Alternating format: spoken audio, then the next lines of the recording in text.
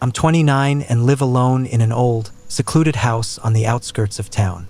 I moved in a couple of years ago after my relationship fell apart. It's one of those houses that feels much too big for a single person. I've never had the time to look for something smaller, so I stayed here, even though it's a place that once hosted a large family. The house has a lot of empty space, and the sounds it makes are sometimes unnerving. The most common noise is from the air conditioning. It tends to make a hollow thud as if something inside the walls is shifting, and that sound reverberates throughout the whole house, making it sound far louder than it actually is. It was unsettling at first, but I got used to it over time. One Thursday night, after a long day at work, I came home, went straight upstairs and changed into something more comfortable. Then, I sank onto the bed and turned on the TV. I didn't often spend time downstairs since I had everything I needed up here, so I only went down if I needed food or to use the kitchen. I lay back to rest my eyes for a moment. The TV hummed quietly in the background, and then I heard that familiar noise, a thud. I didn't open my eyes, simply choosing to ignore it and rest. An hour later, still not having fallen asleep, I got up, feeling hungry. I turned off the TV and opened my bedroom door. And there it was again, that bang, echoing through the house. This was odd.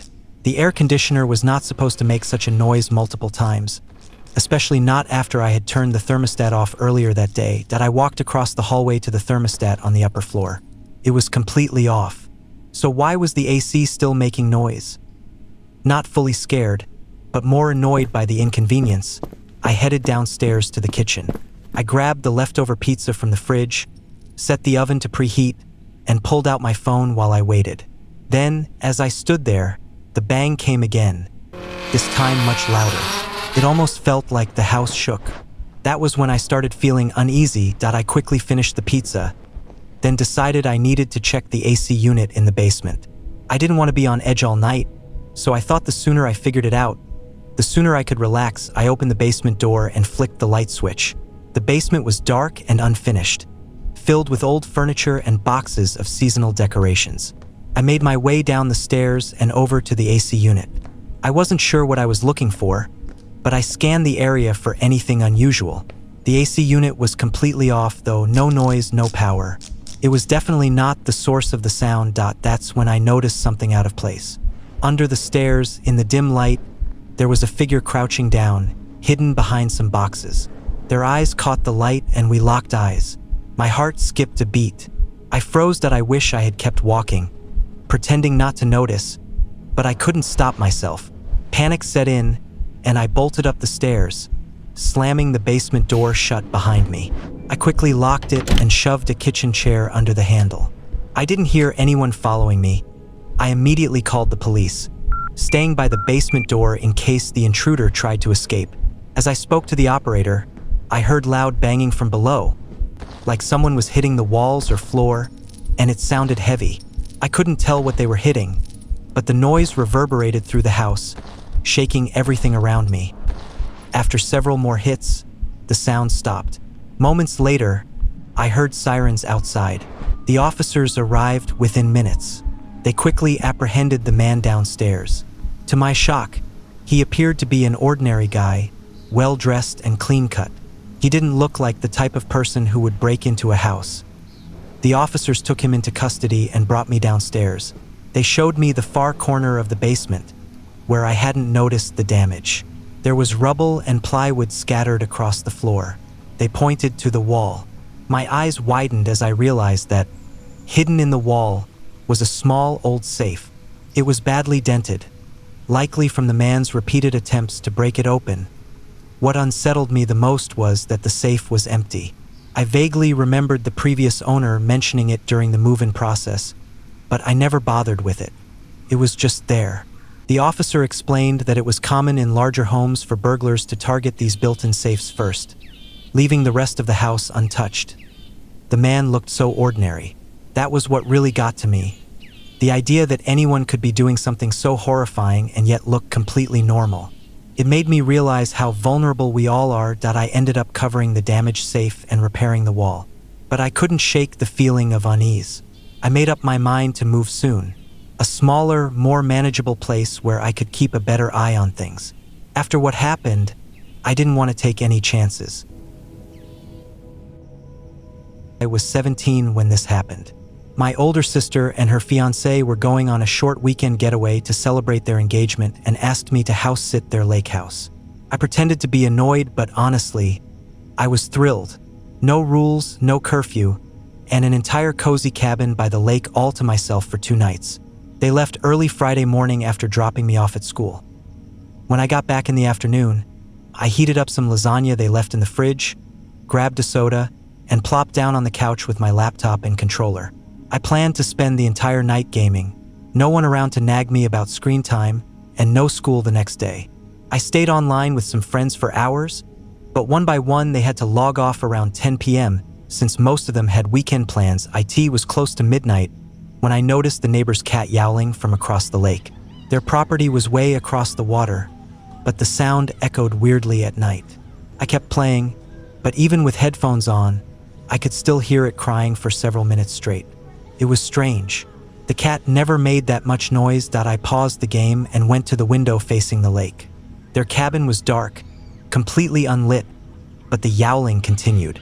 That's when I spotted a figure walking along the edge of the lake. It was hard to see in the moonlight, but someone was definitely there. Walking away from the neighbor's deck toward the woods. Shrugging it off, I went back to my game. I figured the cat was probably reacting to the stranger. But maybe 15 minutes later, I heard knocking. I flinched, my heart racing. I was mid-match, so I didn't get up immediately. The knocks kept coming, slow and deliberate. When I finally removed my headset, I realized something odd. It wasn't coming from the front door, but the back. That door faced the woods, with no lights and no easy path. Confused and slightly on edge, I stood up but didn't go to check. I figured if someone thought the place was empty, they'd just leave. I returned to my game, but no more knocking came. I kept playing until nearly 2 a.m.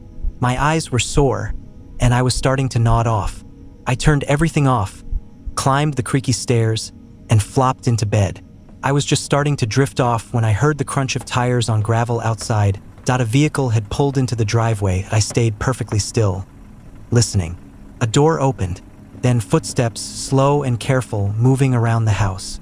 When they faded toward the back, a chill ran through me. I got out of bed, tiptoed halfway down the stairs, and froze when I heard metallic clicks at the back door. Someone was trying to unlock it. I ran back up, shut my bedroom door, and dialed the police. I tried not to sound panicked. Maybe I wanted to seem brave or calm, but my hands were shaking. They said officers were on the way and told me to stay quiet and safe. I locked the door and waited. Less than a minute later, I heard the back door creak open.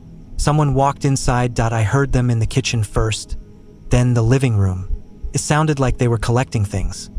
Metal clinks, drawers opening, stuff being dumped into a bag. They moved fast but deliberately, like they had done this before. After a couple minutes, I heard the door open and shut again. Their car door too.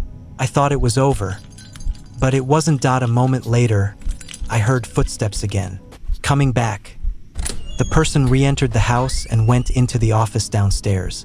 I realized they had just dropped off a load and were now grabbing more. My chest tightened. I felt sick. They really believed the house was empty. Then, footsteps on the stairs. They went right into my sister's room, just next to mine. I was frozen, listening, barely breathing. After rummaging for a bit, they stepped out and came to my door. The handle twisted, then stopped. No attempt to break in, just silence. Then retreating steps back down the stairs. The front door opened and shut. Tires skidded on gravel. They were gone. I didn't move. I couldn't. A few minutes later, red and blue lights spilled across the room from the driveway. I ran downstairs to meet the officers. I told them everything. They called my sister and her fiancé, who were obviously shaken. The police checked the area but believed the thief wouldn't return now that they knew someone was inside. Still, it didn't help the emptiness I felt. My sister's gaming console was gone, along with a bunch of electronics and jewelry. For the rest of the weekend, I sat in that cabin. No games, no peace, and terrified every time the wind hit the windows. I'm just grateful they never saw me, because if they had, I don't know if I'd be here to tell this story.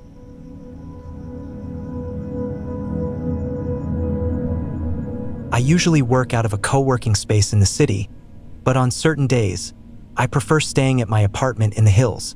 It's quieter, and I get more done, unless I get distracted. That day, I had several deadlines looming, and my focus had to be sharp. I was typing away on my laptop at the kitchen table when the intercom buzzed. I got up quickly, a bit annoyed at the interruption, and answered it. "Hello?"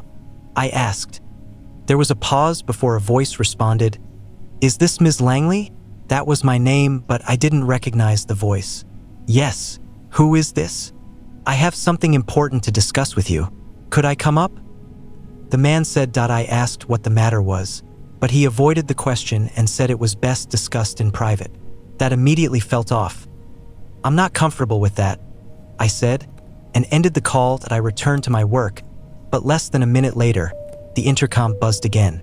I felt a surge of irritation and walked back over, ready to give the guy a piece of my mind, but this time, no one was there. The screen showed the entrance empty, and there was no sign of anyone outside the gate or nearby road. A bit unsettled now, I made sure the front door was locked and tried to brush it off. The rest of the afternoon passed uneventfully. I managed to finish my work, though it took me into the evening. Around 10:30, I turned off the TV and decided to take a hot shower before bed. The water had just started heating up when the intercom buzzed again. My stomach dropped. I checked my phone to confirm the time. It was almost 10:45. I wasn't planning to open the door, but curiosity got the better of me. I tiptoed to the entrance, stood to the side, and looked through the peephole camera. A man was there. Tall, dressed in a hooded jacket, his face partially hidden behind a scarf. I knew it was the same person from earlier. His posture, the way he stood with one hand deep in his coat pocket, it was unmistakable. He rang the buzzer again and shifted his weight. He called out, "Ms. Langley? I just need a moment. It's really important." I was frozen. I could feel my heartbeat in my ears. He knew I was home. I bolted upstairs and called the police, whispering into the phone. As I explained the situation, a loud bang echoed through the apartment. My ears rang violently. I couldn't hear the dispatcher anymore. I dropped to the floor and crawled into my bedroom, locking the door behind me. It was dead silent for the next few minutes. I assumed the guy had left after firing at the door.